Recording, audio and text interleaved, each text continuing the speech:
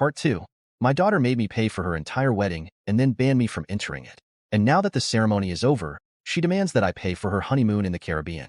I was already prepared to walk her down the aisle, was prepared to talk to her and the guy she was going to marry and get to know him, etc. I saw her mother entering ahead of me at the ceremony and I was afraid to enter, but I judged that my daughter's happiness was more important, so I went to the entrance. However, to my surprise, the security guards didn't let me in.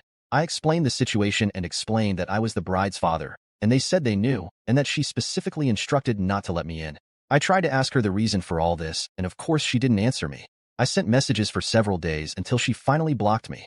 I didn't understand why this was happening. I paid everything for her without a second thought, always treated her the best I could, made sure to fight to see her, and she did this to me. And then I realized that I had simply been used. But besides that, 1 week later, she had the audacity to call me again. I didn't want to answer.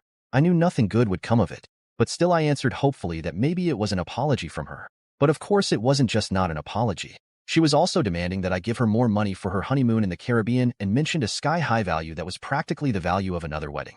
I told her that she didn't even let me go to the wedding, and now she was demanding even more money from me. Then she said it didn't matter, that she never said she would let me go to the wedding, and that I should be happy that she even let me contribute anything to it. At that moment, I hung up the call and called my lawyer. I paid for the wedding by putting money into a deposit where the installments would be charged from there, and I put the full amount into the deposit. I did this because I didn't want to pay everything up front in case of an emergency. And now I see that this was the best decision of my life. The charges are still in my daughter's name, so I decided to just take all the money out of the deposit. So in the next installment, the debt collectors will see that they are not getting anything and will start charging my daughter again. Honestly, I don't know how she's going to pay this, considering she doesn't even have a job here, but at this point, I don't care. I could forgive her for treating me like this when she was a child and I thought she was being manipulated by her mother. But now she's an adult and she knows what she's doing and still decided to treat me like this.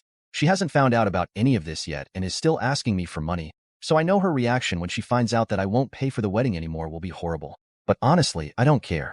Do you think I did the right thing?